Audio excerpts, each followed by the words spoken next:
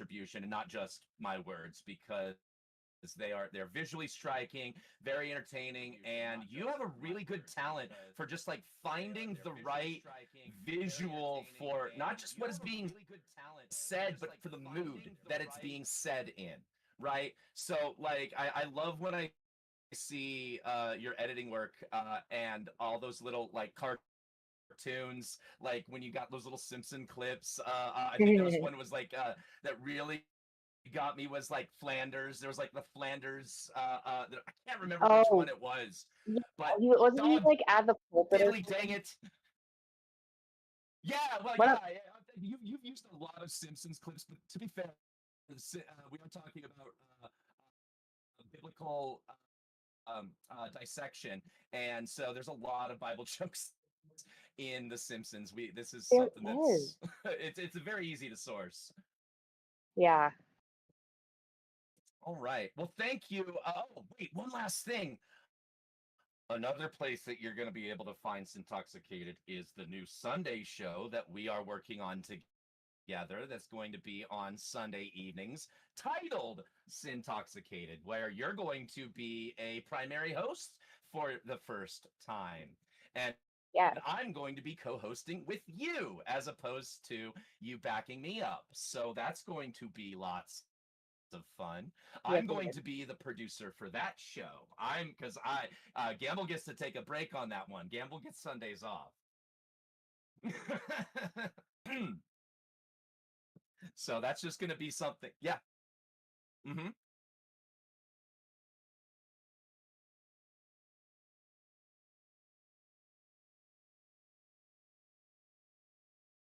Okay, cool, cool, cool, cool. Well, we don't need to be recording yet. I was going to have you just start recording when I'm doing the giveaway announcement. That's what I want recorded, which we will get to after introductions. Oh. Oh, did we miss the whole introduction? Do we have to do that all over again?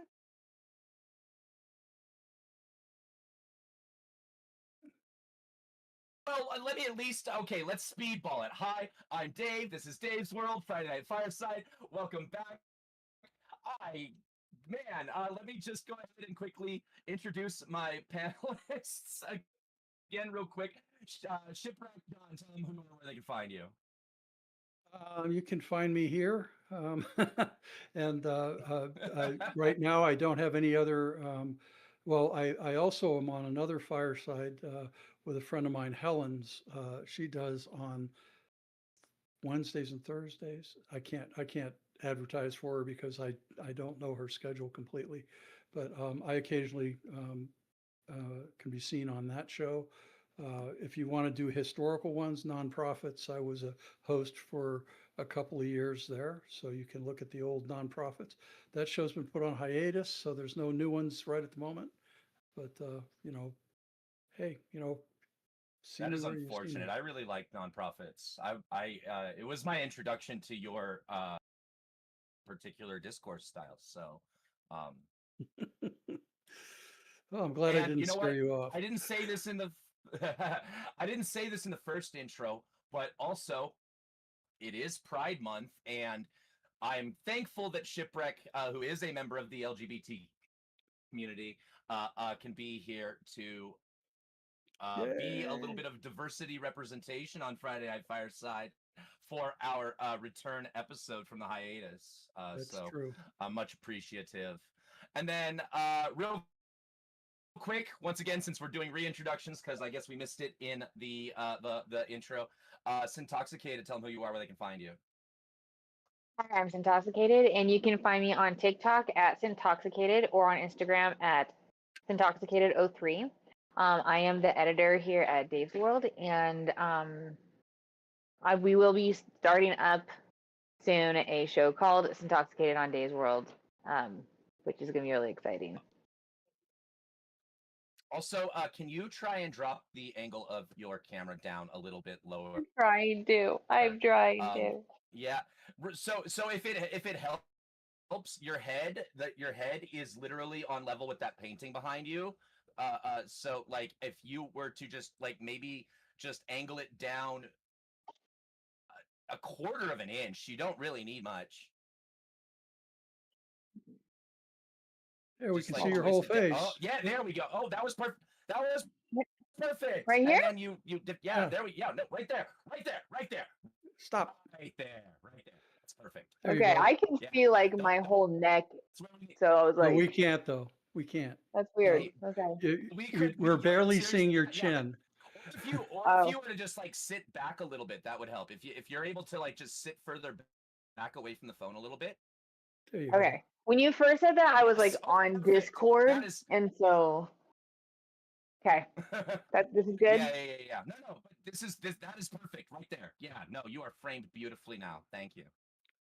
All right. Yes, moose ears. And I'm sorry it took so long to get to our guest this evening to introduce you, William Kimbler. But because we had to go through the cycle again and I had to try and speed run it the second time, you ended up just sitting there very patiently for a while. And so, William, go ahead and introduce yourself, tell them who you are and where they can find you. Well, my name is William Kimbler. I'm a former sixth generation Mormon. I grew up in the church from the beginning. I've been involved in several different churches, and I don't have any platforms to stand on as far as like you all have a great platform here. I don't have any of that. I'm just me and just going through life. Look, I tell you what, man, I am rebuilding this channel because I used to have on my former channel when I was doing Sputter Media and doing exclusively gaming content. I had well over like 300, almost, I was like just barely approaching 500 followers. I was like just about to crest 500 followers on that channel, and then a lot of things had to change, and now I'm only at like 60 something followers on this new channel that I'm rebuilding. So I'm just a guy on the internet too, let me tell you.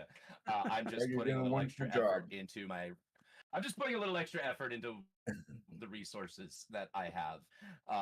That is all. So thank you. And you mentioned that you are a former Mormon, and it's one of the Yes. reasons why I asked you on, because I too grew up in the Mormon church. And Cindy, Syntoxicated, is also a raised in the Mormon church. That's how she and I met. We were 5 years old when our parents introduced us to each other and just left us in a room to play with dolls. Yeah. Right? Like it was pretty much like, hey, they're about the same age. Just put them in a room and they'll get along. And then they went off and did whatever parents did. Yeah, Sin and I have known each other since we were almost in diapers, damn near. I'm pretty sure I was out of Yeah. it by 5. I can't speak for Cindy. Hopefully. No, I was. So Crazy. you're in good company. I promise you, William. This is, and I know you were a little nervous because Yeah. I told you that I am an atheist, and that's let's start a little bit about how I met you. That's funny. Right? Yeah, John's an atheist, Cindy's an atheist. You are still a theist, but that doesn't Yes. mean you haven't done some deconstruction. Obviously, because you are a former Mormon, you have done some deconstruction. So I still feel like you fit in this conversation. I'm gonna give you a little bit deeper background behind me. Actually, after I had left the Mormon Church, I had became a member of Nichiren Shoshu Buddhism, and from Nichiren Shoshu Buddhism, I went into the New Age movement. From the New Age movement, I went into witchcraft, and then for lack of better words, the term saved or whatever, I've actually became a Christian. But like Dave says, I have done a lot of research and I have done a lot of self-reflecting, and I am not a theologian, nor do I pretend to be, but I do know how to do pretty decent research, and that's how I've gotten where I am Things today. because you and I met, I want to say roughly 2-3 weeks ago, Yes, give or take, maybe almost a month ago. And we met in a Christianity versus Mormonism debate group. that we did. And yes, Facebook debate group. And one of the reasons why I wanted to invite you on the show is because you are one of the few people that I spoke with in that group that could have a conversation, like an honest conversation, even if the topics were a little uncomfortable, even if the topics were challenging your beliefs, you still came in our interactions over the last 3 weeks that I've been having with you, even if I've been, pushing on those beliefs a little bit, challenging them, you still come to have the conversation as a real human being, and that is the reason why you got the invitation here. I want to be very honest. I strongly believe this when I say this. I strongly believe that if you are secure, and I'm speaking as a theist, that Mhm. if you are really as secure as you claim to be in your faith should be able to withstand questions and scrutiny.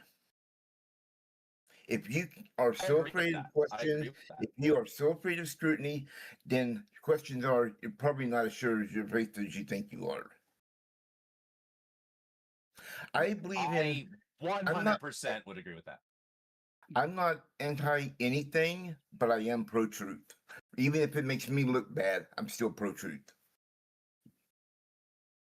I like that. I Mm. like that. So before we really dive into the topic and give people the opportunity to talk about what they believe and why, I want to do a little bit of housekeeping really quick, and that is the announcement for the summer giveaway that we're doing here on Dave's World. Kind of a uh, uh, launching back from the hiatus, encourage people to watch the channel. We are doing summer giveaways brought to us by our sponsor, Energy. So I'm going to do an announcement, and we're actually record it here so that Intoxicated can turn it into promo video that will be added to the channel. But this announcement right here is going to be the official launch of the giveaway. All right. So I'm going to go ahead and ask everybody to mute their mics just to make sure that we don't have any um, uh, uh, and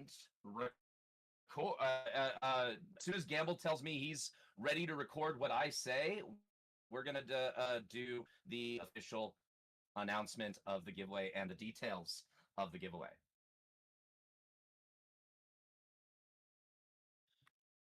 Let me make sure I clear my throat and take a little sip of the. Actually, a little sip of the W Energy. Oh, and that I almost forgot. Hold on a sec.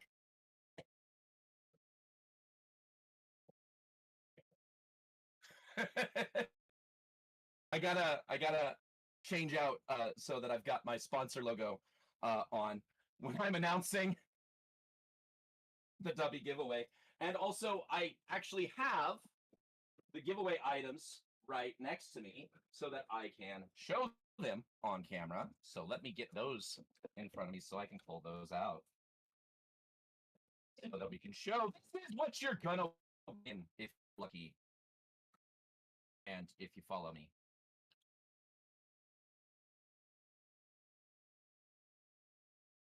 Hey everybody, Dave here, and welcome back to Dave's World.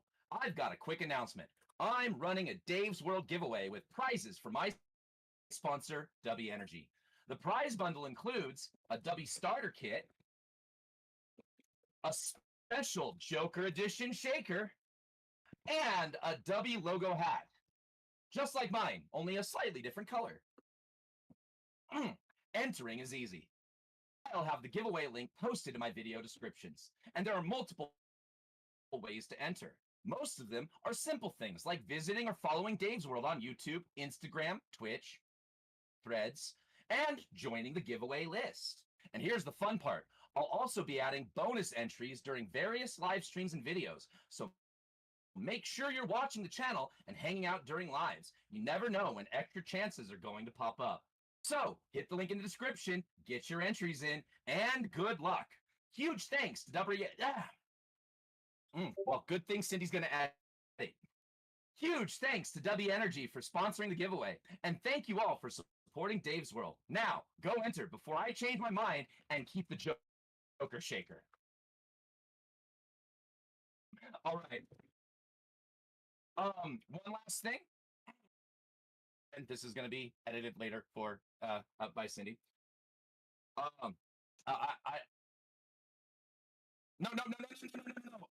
I still have a couple more bits. It's not all being done in one section. Cindy's going to have to do some cut and paste. So let me. I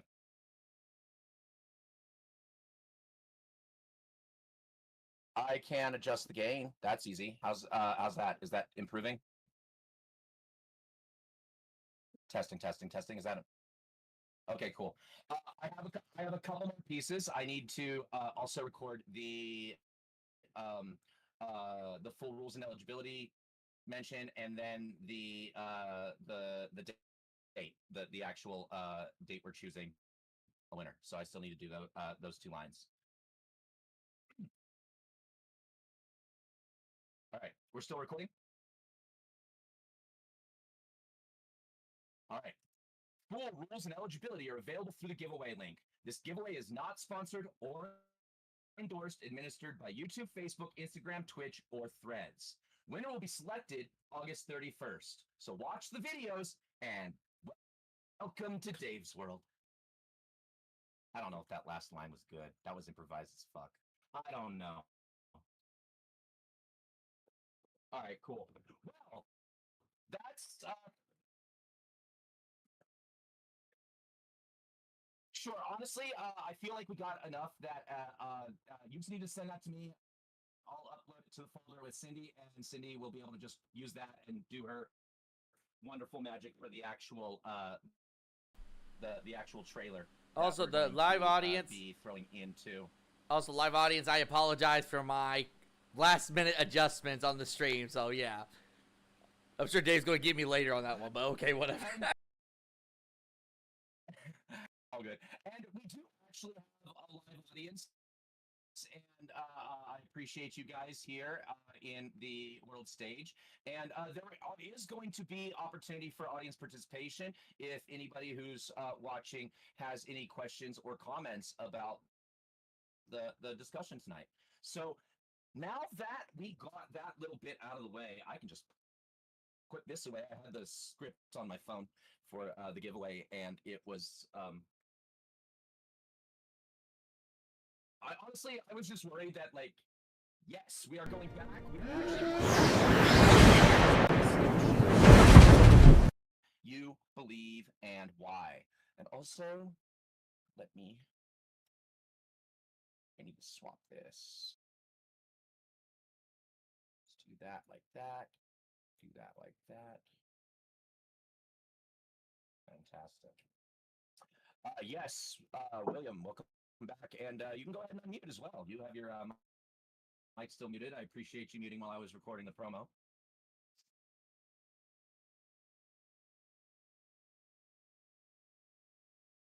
All right. Are we ready to kick it off?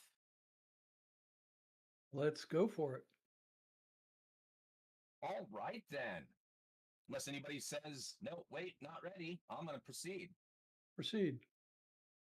So, tonight's topic is what do you believe and why? And most of us are coming from a Christian theological background, so we might be able to talk about other Near Eastern religions, but that's not the focus. I try to keep the focus on what is affecting us, especially in this country, and that is mostly Christianity. And this is not about whether Christianity has beautiful verses, comfort, or tradition. The question is, what do you believe?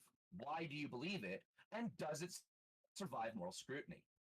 If the Old Testament is ancient Israelite literature, historical context matters. If Mythology. it reveals the character and commands of an omniscient, omnipotent, perfectly good God, context is not enough. Context explains humans. It does not excuse God. And that's my core frame of tonight's discussion. Let me go ahead and actually go opposite direction because we only have one theist in the conversation tonight. I want to go ahead and ask William first. What do you believe and why? The floor is yours to just kind of give an overview of what your beliefs come from and how you justify them. Well, I subscribe to the Nicene Creed. Gosh, what do I believe? I believe in. You mean in doctrinally wise, or why do I believe in Christianity? I would say, I mean, obviously we're having a theistic conversation, so we are talking about your belief in a God. Okay. Why do I believe?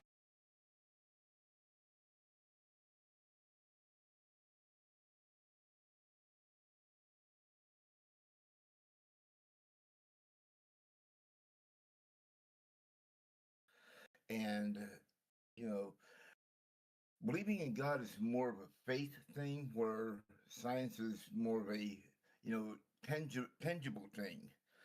But the, my core reason that I believe in God is I look at things like the making of an eyeball and how intricately it works, and all the rods and cones and stuff that are in it. It's hard for me to wrap my head around that just happened by chance.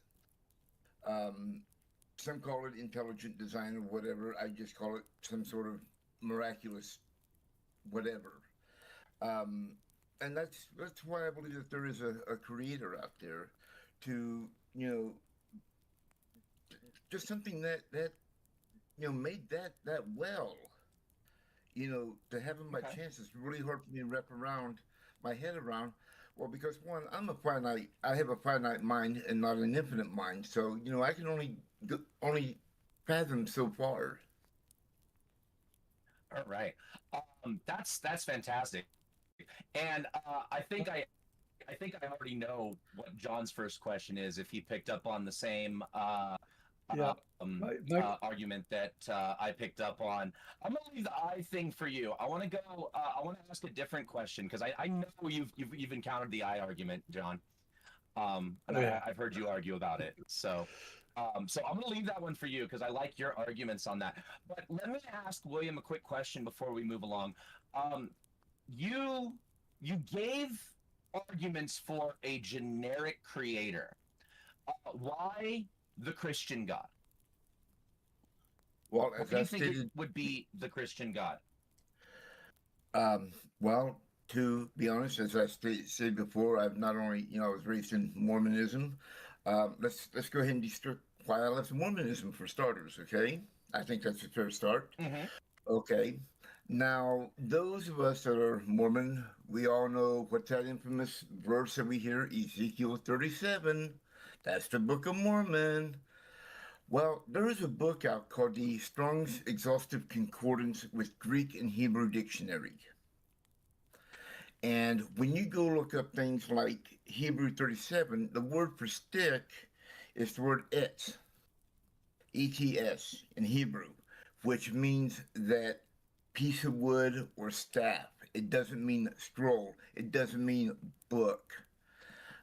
So Let when I me look stop something you right like there that, because I don't feel let me ask you to pause there because I don't feel I could definitely go into language of ancient Hebrew language and its implications all damn day. I don't hate the topic, and it's actually largely a part of my videos because going into the language of these Near Eastern myths, I think, is a very important conversation about understanding their history. However, I feel like it's getting lost in the weeds because I asked you about the Christian God, yes, right? and Why do you that's think what I'm the working to. Christian God is okay? Okay, basically because I kind of Right, but why the Christian God is this creator? What makes you believe that? What justifies that belief? Because I don't think it's the language, right? It's not what the words mean. Why well, would that? Why would what the words mean be important something that convinces you? Yeah, because why? when I look at Because what words are Mormonism, arbitrary human creations, because right? when I look Words are at arbitrary human creations.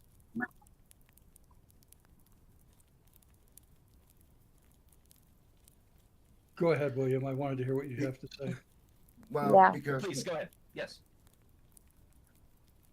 because when I look at things like when I read my Bible, for example, I not only look at history, but I look at secular history. Does it line up with secular history as well? Mm-hmm. The writings of like Josephus, which we all know, who was not a Christian, and nor does he describe to any kind of Christianity. And I see the hand go up, so go ahead. No, I'm just putting a pin in the invisible cord. Oh, okay. Josephus. I definitely have things to talk about Josephus, but keep going. Keep going. Well, I'm not an expert on Josephus, so I know I just know basic stuff. So, but when I look at that and I look at Christianity, and then I've researched. In fact, let me pull this here right off. I also have a copy of the first translation of scriptures from the Hebrew to the Koine Greek. This is called the Septuagint. When I can go into that and I can see that. Yes, I'm familiar with Septuagint. Yes, So so what? Yeah, so man. so when I can look, when I can trace the name. Go ahead. Sorry, continue. You're just cracking open so many ways of conversation that I could have with you, but I want you to keep going. No. Go ahead. Okay. Well, yeah, I mean, you brought up enough. I think that we have enough to kind of sink our teeth into a little bit. But we are still going over everybody kind of talking about what they believe and why. So I don't want to like sit here and just dissect you and ignore everybody else. So let's go ahead and we'll work back the same order I went in introduction. Syntoxicated. Just tell everybody, what do you believe and why? Well, as you said earlier, I am an ex-Mormon.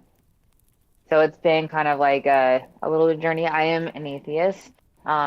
Basically just don't have any belief in a God, and then I don't know. Basically it's just because I don't know. It's like there's a lot of things that I find wrong with, I guess, answered prayers and not answered prayers, and like that whole thing. For example, why would he help me find my keys and not cure childhood cancer? Because that is ridiculous. Stuff like that. That's just to put it very simply, because obviously it's a very broad question. But yeah. Sure. So if I may try and steel man what you said, you're unconvinced, right? You do not believe in any God. You are unconvinced that any God exists. And now let me ask: would you consider yourself a You're robotic. i.e.,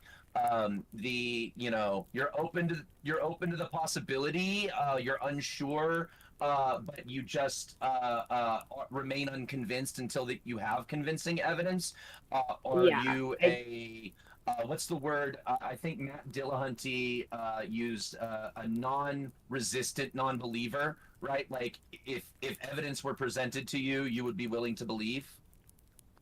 I would definitely say agnostic, agnostic atheist. Like I don't, I don't. I'm not convinced, but I also there's a possibility. And I don't know. I got very comfortable with the I don't know after I left Mormonism too. I want to say, like, sorry, my other camera wanted to switch. into my Hold on. Losing you. I just no, I just fucked something up. Give me a second. Well, we can kind I'm of sorry. fill Yeah, this go space a ahead little and bit. you go ahead and tell people what you believe in why while I'm fixing my audio. John. Well, I'm an atheist. The turning point for me was uh, having had a lot of scientific education. My father was an atheist, he was a scientist, so brought up that way, but I was actually um, raised in the Unitarian Universalist Church, which means people who are aware of what that church stands for, it's pretty much an extremely liberal religion. And but so it encourages you to investigate and your own theology and why you believe things, and be comfortable with where you're at in your religious journey. And during that process, while I was growing up, I did a lot of like what William was saying in a lot of the same ways. I never was Nichiren Shoshu. However, I did get into some Zen and Buddhism. I got into the first thing it was I got into paganism, um, and that was a large part of my life for the majority of my adult life. Started in high school and ended up with the Wiccan traditions, only more eclectic. Then I went from there to um, just being a Unitarian Universalist. Then I switched to Druidism. Then I switched from Druidism to New Age sort of stuff. And then I finally just figured out that the null hypothesis had not been validated yet. So what it is that whenever you're trying to find out whether something's true or not, you start off not believing anything, the null hypothesis, and then you find evidence and indications of things, and that's where you start experimenting and validating the truth of what your assumptions are. But you don't have assumptions, you start with zero. And then you say, well, one these quick people are believing correction. this. Then, in science, you start with, I'm unsure if anything exists. Then you go from there and you say, well, these people have this, and there's this tree out in front of me, so I know the tree exists. That tree is what kind? And then you get into like, okay, what's the chemical composition? And you start doing experiments and determine exactly what's out there. But you don't start with, well, I Mind if think I there's add in a trees quick out there. interjection? Yeah, you don't start with there's a tree out there, now I'm going to prove it exists. You start with nothing. It's called the null hypothesis. You start with no belief in and no, you're not taking a conclusion and then finding evidence for it. You're starting with no conclusion, finding One evidence, and then creating it. Your one quick thing concepts I of want to it. jump in here. Uh, uh,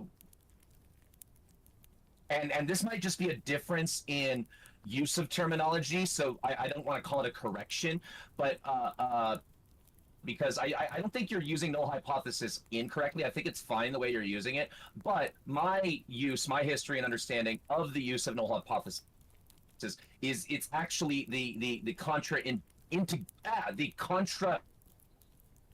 indicator hypothesis, i.e., what would prove your base hypothesis to be false. That's what a null hypothesis Right. is. That's my understanding. But usually most So most things that you look into, though, you're going to have some indication that something exists and you have to investigate it. But you start in that null place where you don't have, then you get evidence and you say, okay, this is leading me in this direction. It is, you're right. It does end up being the anti-hypothesis or the contra hypothesis is that there's right. nothing there. But you're taking the evidence that you have in front of you against that, and then you're taking that and determining what is the truth of the assumed hypothesis. Like you observe something first, and that observation moves you off of the null hypothesis into a hypothesis about what you observed. Then once you've observed that, Right. that leads to a hypothesis of what caused it and all whatever other hypotheses you come up, because usually there's a lot of them. once you start saying, okay, And I think this that's indication, this activity, this indication, this thing, whatever it is, has an explanation that I don't understand. So I need to devise experimentation, devise tests to figure out what that is. The reason I became an I think that's a atheist is good because place to there is segue. yeah, Oh, for me, there was no evidence that was leading me from the null hypothesis to even something that I could point to and say, and create a hypothesis about, because just because everybody believes it does not make it exist. So it's like, how do you know it excellent. exists? Yeah, You have to go from there. I think that's a great way. I think that's a great place for us to segue into the meat of the discussion tonight. And rather than going one at a time, let's start having a little bit more of an open conversation on the topic and let people have some back and forths with each other. So, one of my biggest issues, um, and let me go ahead and um, invoke the book that William asked me to read. And um, okay, I'm going to throw you under the bus, William. Sorry, I have to because I find it so funny.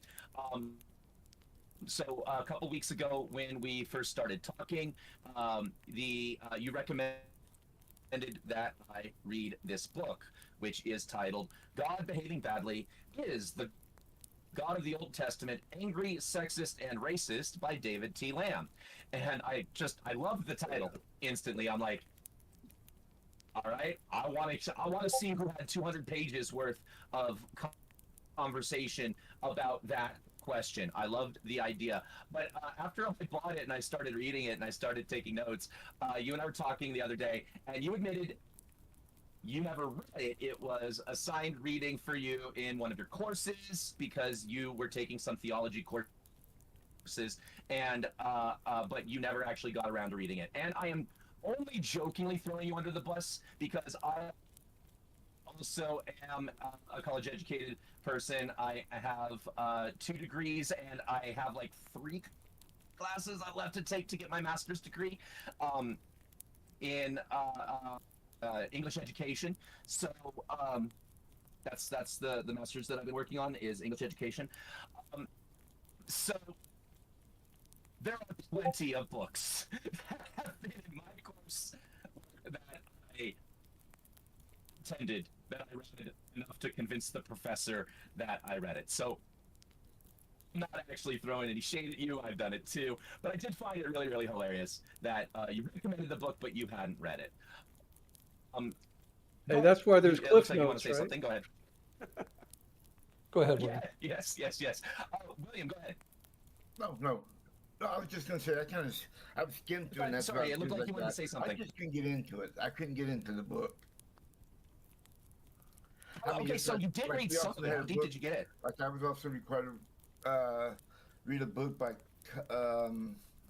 Kyle Eidelman, and I can't remember what the name was, but he basically wrote the book like, if you didn't believe exactly as he did, you weren't a Christian, and I had a real problem with that because um, I don't think God wants clones. Yeah. Well, that's the no true So Scotsman how deep fallacy did right you get? there. That's a fallacy. The Yeah, no yeah, true yeah, yeah, Scotsman yeah, yeah, fallacy. yeah. Um, right. And I just wanted that's a great setup for this, John, because I was just trying to find a good page where I marked up like just a lot on the page. So I found here's pages 24 and 25. Let me see if you can see how I highlight the book as I've been reading it, and I just want to say I was color coding as I highlight.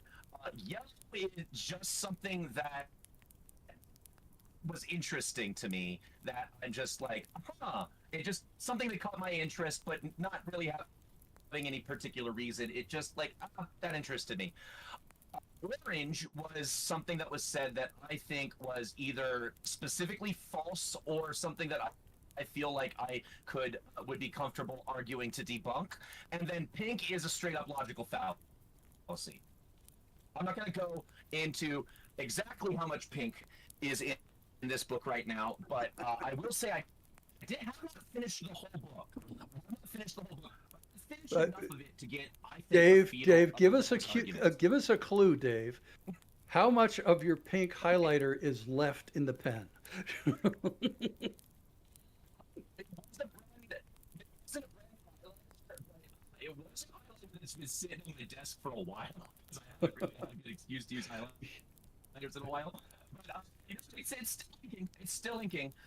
Um, but honestly, I want to say I think that I'm using orange more than I am pink. Okay. That's gonna be the actual truth. I think I'm using orange more than I am pink. I'm using yellow the most. I'm probably gonna have to go through another yellow highlighter because one thing I will say is it is a very interesting book. I am interested in it, but not because I like it. Well, There are a lot of problems with Lamb's arguments, and I'll go right into the first thing that jumped out at me was actually in the extended forward where he had that the bit where all the other uh, Christian authors that loved his book were praising it, and he put that at the beginning and the opening of the book. And another Christian apologist said the word context appears 59 times in this book, and I was like, wait, that's praise?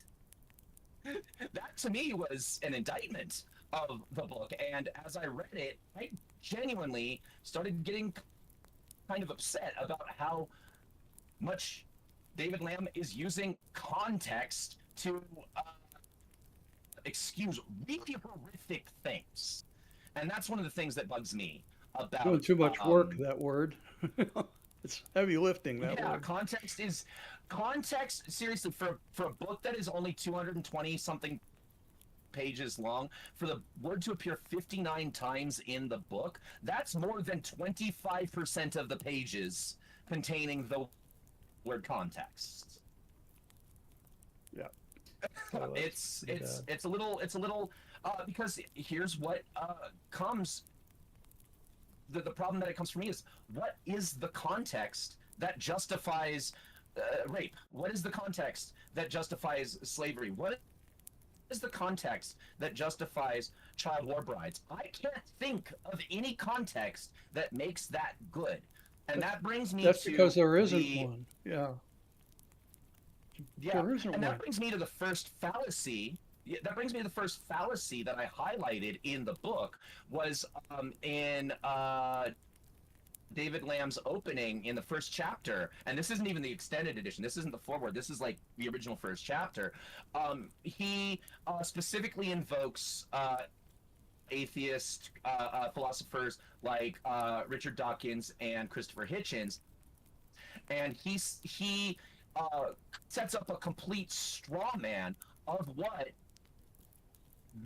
Dawkins and Hitchens' arguments against God in order to try and just dismiss them as having distorted views of God. He's poisoning the well, trying to say, oh, like first of all, not even accurately representing what their argument is, and I'll get to that in a second, but specifically saying that their view is distorted. They just don't understand, and making it seem like that there is some kind of special understanding that this context gives to these very problematic passages. And I don't think that it succeeds. I think that Lamb does a poor job of convincing me that God is good, but he does a really good job of giving apologetics really easy to digest, cookie cutter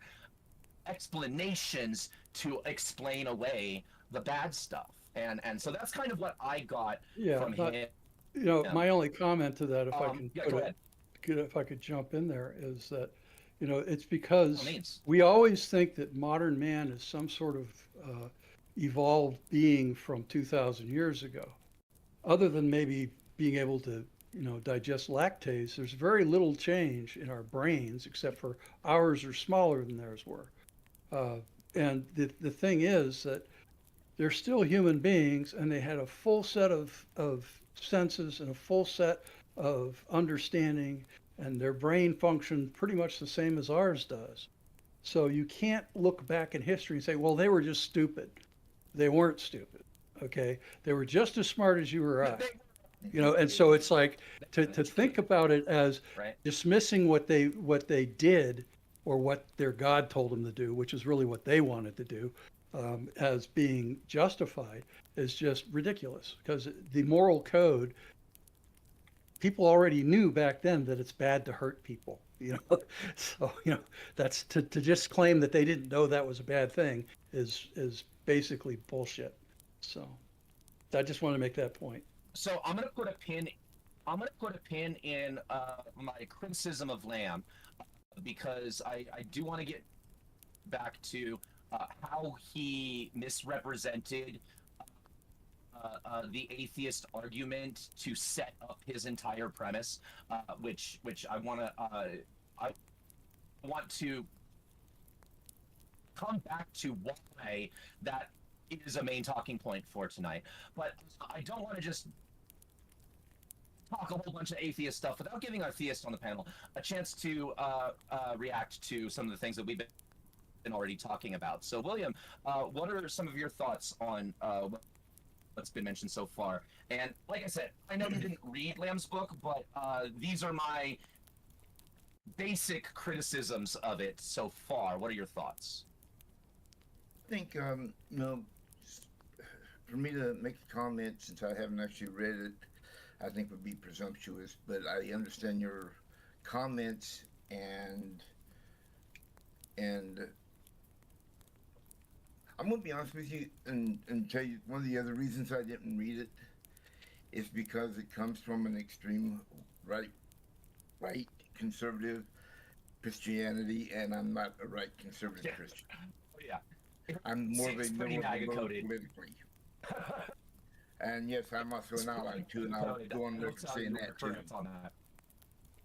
Because Yeah, Yeah. exactly. No, that's valid. So I mean, that's you're one more reason of I'm- you're 3/4 humanist, so when it Okay. comes to treating people one of the things like they're that- human beings, so. Well, it's like when I was growing up, and interesting about you brought up the thing about treating human beings, is I had a stepfather who used to beat the bejesus out of me. He one time slapped me so hard in my head that it actually cracked the back of the chair.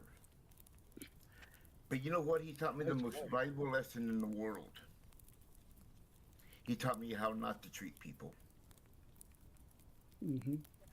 I And to duck. I can Yeah. agree with you. Yeah. Do what? And to duck. Duck down. Sorry. Actually, Just I being do want flippant. to do a future. I do want to do a future show that focuses on sharing personal deconstruction stories. There's a lot of that that's already kind of poked the surface tonight, but that's something that I really think would be a valuable topic of discussion in the future. But William, I wanted to ask you specifically because we opened talking about that you do think that it is the Christian God who is the creator, and you began saying that part of your explanation for believing that the Christian God is the creator was talking about these Old Testament texts. And so even though you haven't read Lamb's book, let's just talk about that. Let's just talk about how do you resolve these absolutely horrific, problematic things that God does, that God says, that God commands, not just in the Old Testament, but in the New Testament, because Jesus, of course, quotes Deuteronomy in the Garden of Gethsemane, right? So how do you resolve these things and this is the part that Lamb left out of his book, the thing that pissed me off in the very beginning, right? When he was criticizing Hitchens and Dawkins, he left out one super important aspect, which is the omniproperties, right? God is the Christian God, the classical Christian God is omniscient, omnipotent, and all good. So how that is the thing that is left out of Lamb and most people's apologetics that I find to be most problematic. If this is the God who created the universe, how do you resolve the concept of the three omni properties with these actions and behaviors in the text? which actually So are that's my question to you, internally William. Sorry, and if internally you need me to inconsistent. boil that down, They're internally yeah. inconsistent. And if you need So me to separate that, because I know I just like busted that all out at once, but I really want to hear your thoughts on that, William. How do you resolve in your humanist worldview? Because like you've already established that like the way you think we should treat each other is not what is described in this book, right? Or do you want me to give you the Pat Christian answer? Or do you want me to answer for William? answer for William. Your answer. I don't want the I Pat and struggle Kristen with answer. it. I want I William's struggle answer. hard with it. Yeah. I struggle with it, and I struggle hard. Okay. And I'm not going to lie about it. I do struggle with it. Do I believe in everything in the Bible completely 100%? I do, but I also struggle with it because, again, like I said, I have a finite mind. I can't understand everything. I wasn't alive back then, but you are correct. I mean, there are things in there that, when you look from a humanist perspective, that that it is. It's barbaric, it's hard to right? swallow. It's hard to swallow. And I do struggle with it, and I won't lie about it. Presented in. It looks like we lost Intoxicated, but that's okay. She did say that she might not be able to stay for the whole show tonight. Thank you, Intoxicated, for being here, and we love you. And I think that people are going to love the new Intoxicated show that we're going to be doing on Sundays. So look forward to that if you are following the channel. All right. Sorry. I just wanted to give our friendly little farewell to Cindy. Please continue. Go ahead, William. Oh no, I was just saying it is something I struggle with in my faith. Okay. I think that's a very honest answer. Sorry, go and I'm not going to pretend to know everything, and I do try to understand it. I do, I grab handbooks, I grab commentaries, and I try to somehow rationalize it. But down deep inside, I have a hard time doing it. Okay. No, that's fine. I appreciate that answer. It's a really good place to start from. Go ahead, Shipwreck. Oh, I was just saying, I like the honesty. The deal is that, Me too. the one thing I put a pin in, and I think we probably could take a few minutes to discuss, is your idea that the eye was created. If it was badly created. Our eyes are monstrously wrong. The nerve bundle leaves you a blind spot right in the center of your field of vision that your brain has to fill in from what's around it, instead of it, because the nerves come in at the back of the eyeball instead of underneath it.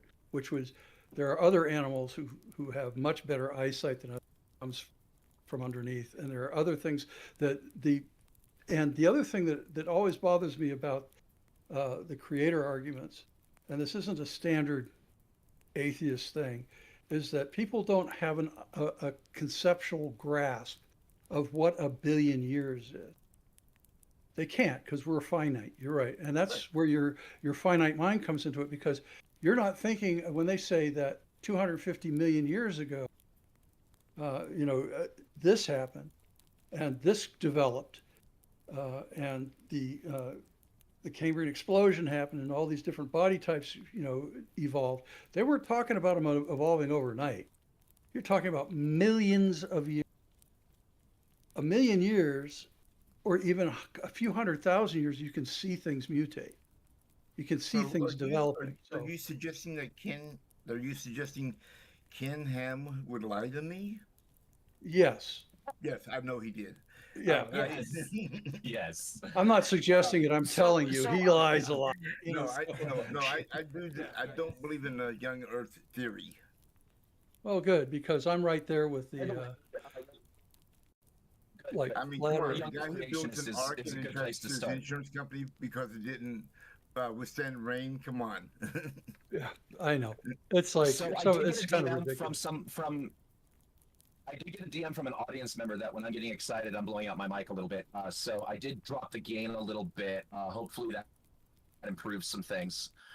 So, but yes, I totally understand what you're saying about the billion-year evolution. Yes, I totally believe in that. I, yeah, I don't believe in the young Earth theory.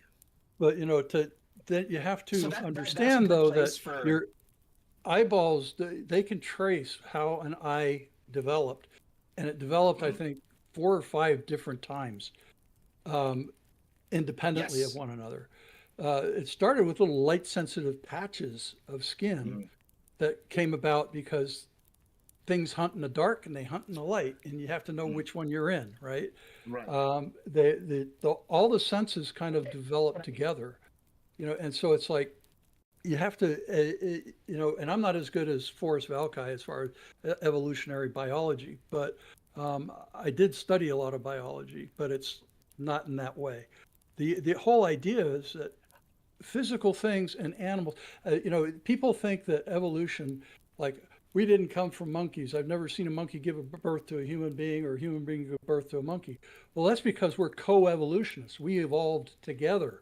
We're not the same thing. We had the same amount of time to develop, and they are the pinnacle of their evolution. We're the pinnacle of our evolution. They didn't happen out of one another. We are cousins. We have a great This one, grandparent John. somewhere, right? You know, that's the same. You know, and so it just kind of like bothers me that people don't understand this was millions of years, and they don't understand what millions of years means. You know, they don't have a Let me concept of jump it. in on this one, John, because I'm no Forrest Valkai either, but I am, as everybody on the channel knows, a huge snake enthusiast. I am an amateur snake breeder. I am absolutely obsessed with all things reptile. And there is a species called, there's actually, there are 3 different families of snakes, right? You have the constrictors that most people are familiar with, and vipers, right? Um, those are all in one kind of major family. But then you have a couple of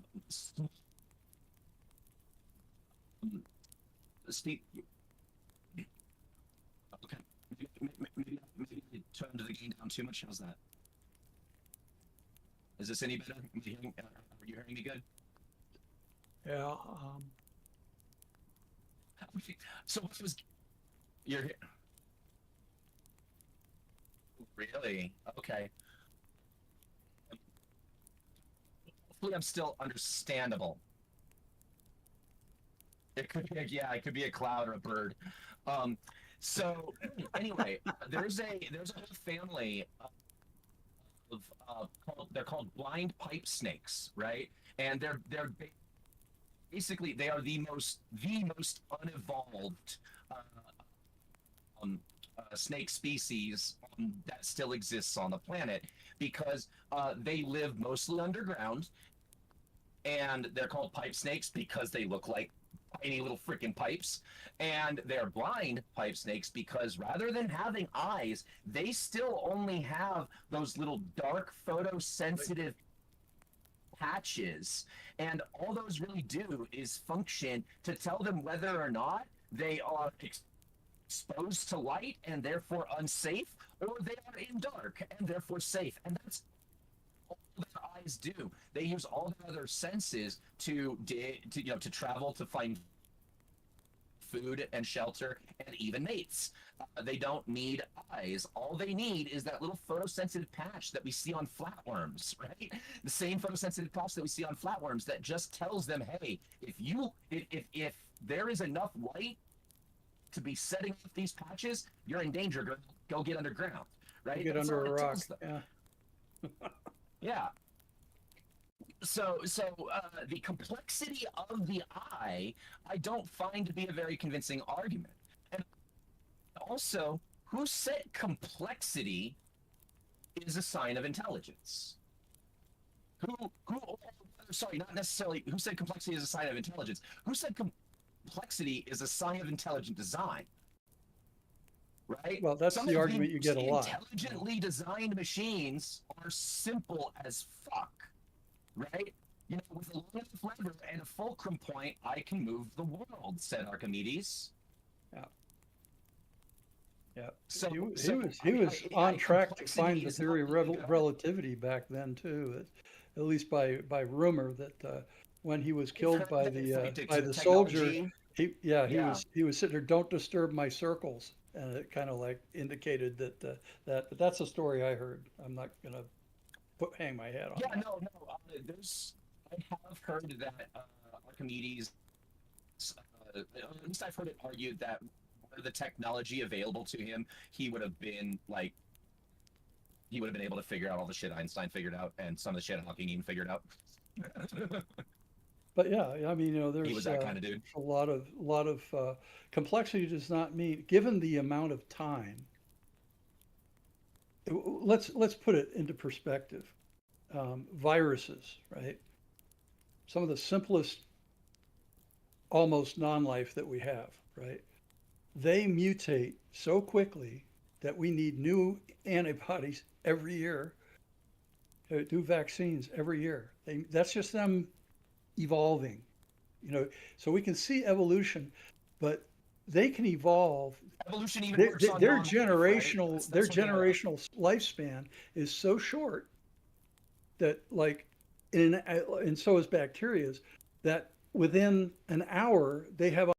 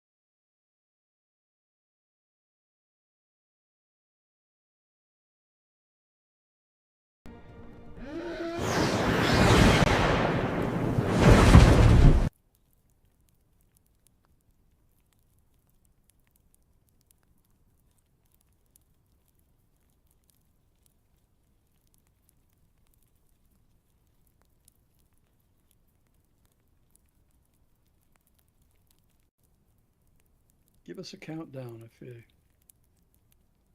Yeah.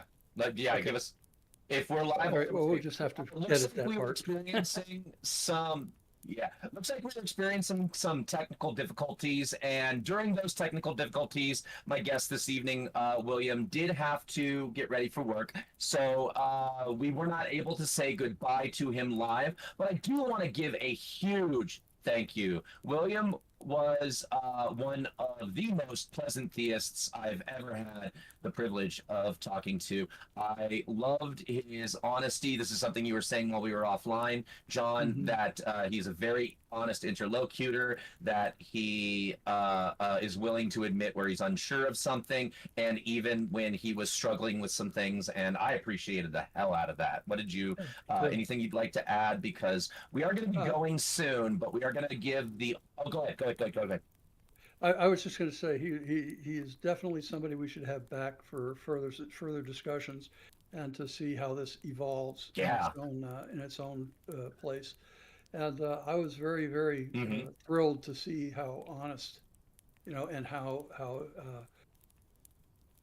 just basically how honorable he was. So that's a huge thing when you're dealing with people, to keep in mind that they're human beings, and and that they're just trying to have a discussion, which I think we did a pretty good job of. But that's I also want to say, I know he was nervous because he was going to be the one theist in a panel of atheists, and he was kind of afraid of being like, Daniel in the lion's den, so to speak, that we were going to just tear into him and eat him up. And I think that's a huge aspect of what the echo chamber in theist communities paint pictures of atheists, that all we want to do is just hate on Christians and hate on God, and that we're not there for a real conversation. But I think we demonstrated that can be the nothing further from the truth, right? Well, atheists can come on pretty strong. I used to, but I've learned over the years here that you're not making any way. You're dead in the water if you're just going to attack somebody. You can attack their ideas, but you have to be gentle about how you do that too, because you're picking at a part of their identity, and you have to be respectful of their identity as well. You don't have to believe what they believe, and you don't have to kowtow to them, but you have to keep in mind that when you're talking with somebody who has a belief system that is sacred to them, and those of you, like you're ex-Mormon, those beliefs were kind of hard to get over, so you got to be aware that you're not here to break people down, you're here to build them up. So that's, and if part of that building them up ends up with them believing the way you do, fine. If not, fine also. They're humans. They're going to be different from you, and no two humans are alike, not even remotely. So, it's like, let's just be aware of that.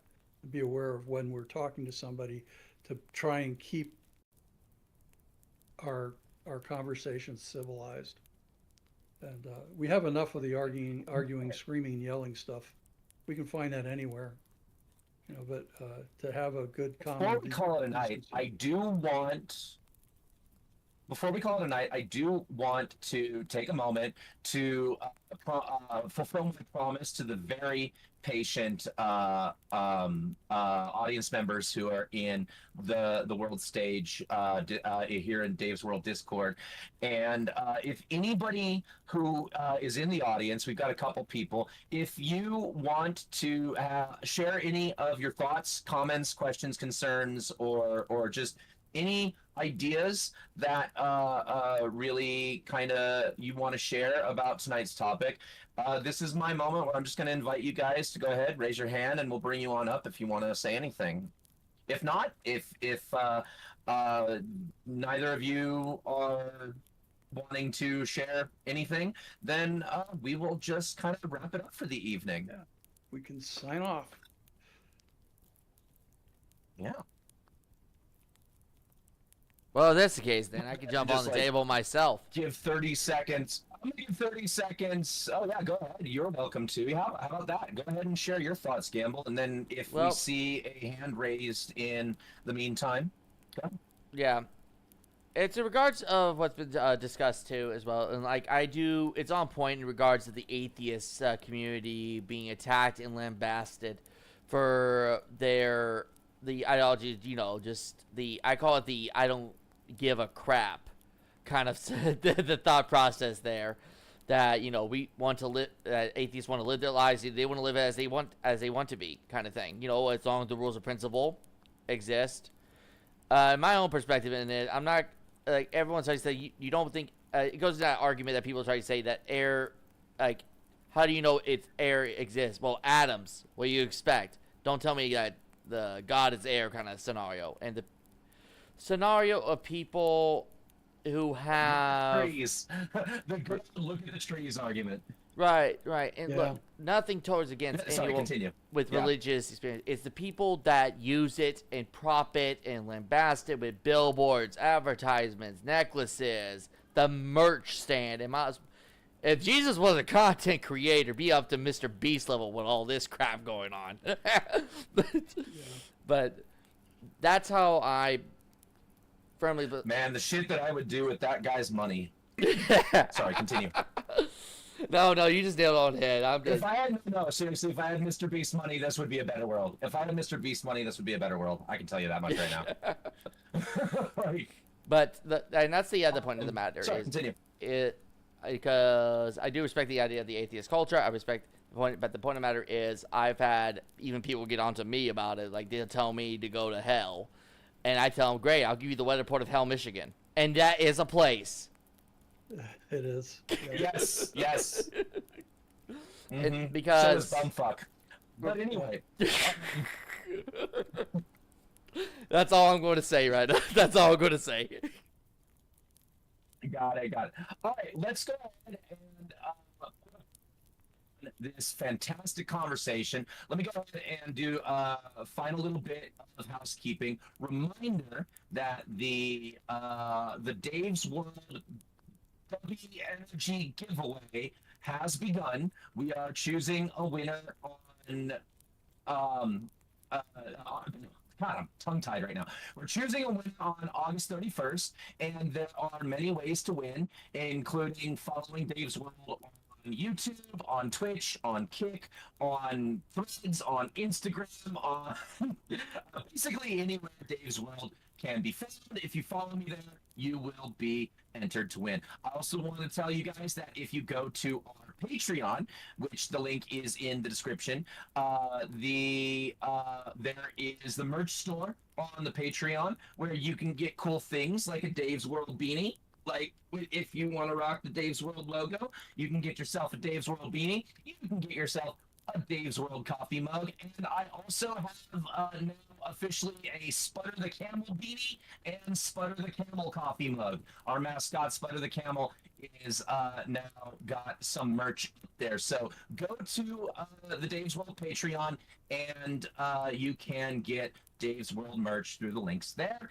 And please like, subscribe, follow the link that will be in this description after I edit it later and put the actual link for the Gleam.io giveaway that gives you the instructions for how to enter and how to verify that you are following Dave's World and all these things. And each different following is with different entries. Also, I'm going to be adding in bonus entry opportunities during lives and sneaking them into our VODs and into my video essays. So there will be hidden ways to win by just watching Dave's World content.